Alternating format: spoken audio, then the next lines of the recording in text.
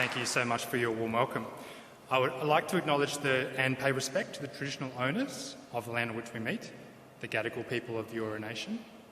And I would also like to acknowledge the presiding officer, faculty, dean, staff, distinguished guests, graduates, and their family and friends.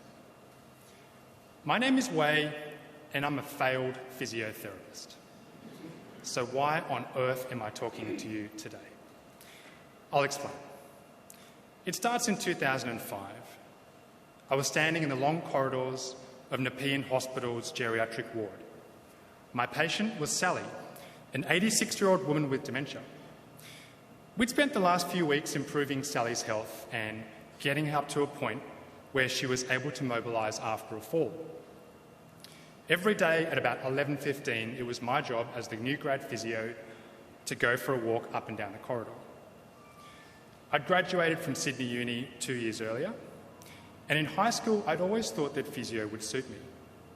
With migrant parents from Malaysia, I was the youngest of 3 boys. My eldest brother became an orthopaedic surgeon. My second eldest brother also became a doctor, just a different kind, with a PhD in biology. And when it came to my turn to have a career, my parents looked at me and they were like, well, they're not inventing any other kinds of doctors, so do as you please. And when you're the youngest of 3 children and both your siblings are doctors, the pressure really is off, even in an Asian family. See, the thing is, when it comes to bragging to your friends about how smart your kids are, the gains to be made from 2 doctors in the family to 3 are marginal at best. But I digress. Having grown up with brothers and gone to an all-boys school, I was excited to start studying physio at Cumberland campus, where I'd be surrounded by these mysterious and alluring members of the opposite gender.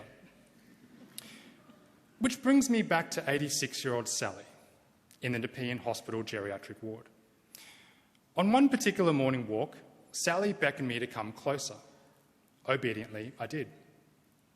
She put her hand on my shoulder and whispered into my ear, "Come on, love, admit it.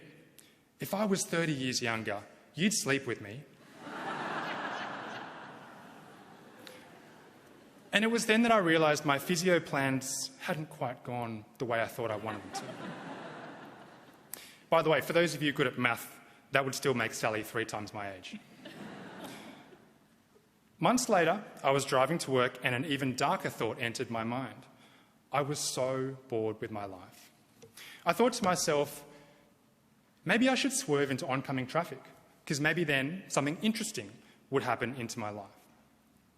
So I realised I had to do something drastic, and I packed up all of my belongings and left Australia for 2 years, travelling, volunteering and working in Asia. But this isn't the part of the story where I tell you that I found myself, found religion, or found love in a dive bar in Thailand. What I did find, however, was that there was so much more to my physio degree than I could ever have imagined. I ended up in Vietnam, volunteering at a shelter for people with disabilities. I worked with a charity helping to create custom equipment for people where no commercial equivalent existed. And after studying a Masters of Development Studies at another university, which obviously can't match this one, I got a job in China, working for a big international charity. Now, in meetings with the Chinese government, I was referred to as Professor, an insult to everyone standing behind me, and was often introduced as one of the finest physiotherapists in the world, under the age of 30.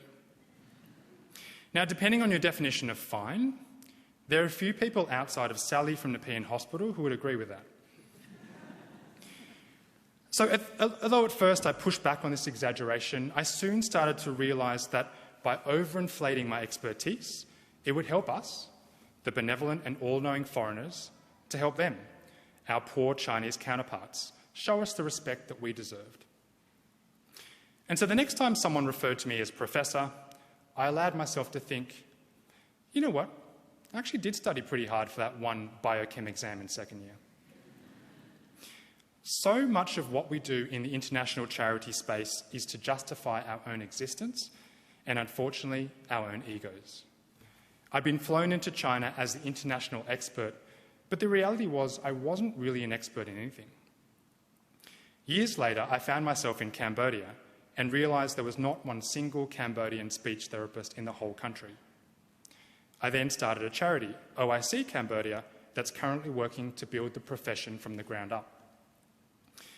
But unlike in China, where the foreigners are pushed to the front to bolster the status of the work, I'm proud to say that after 4 years, I was able to hand off leadership to a Cambodian team who are now running the charity themselves.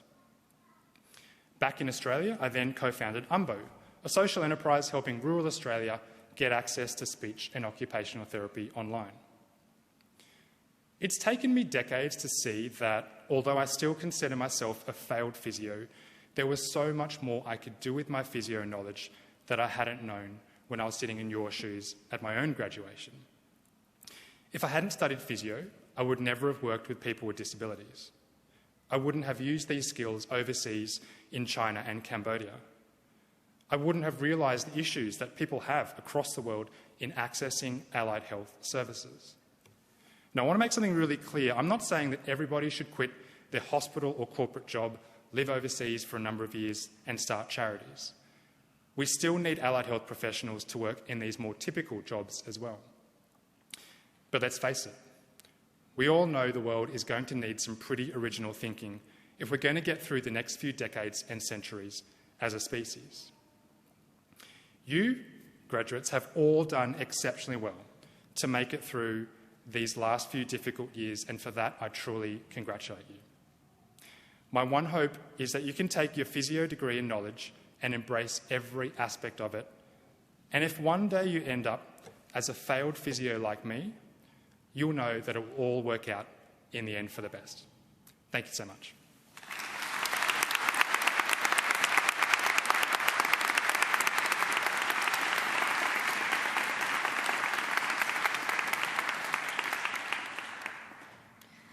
On behalf of the University,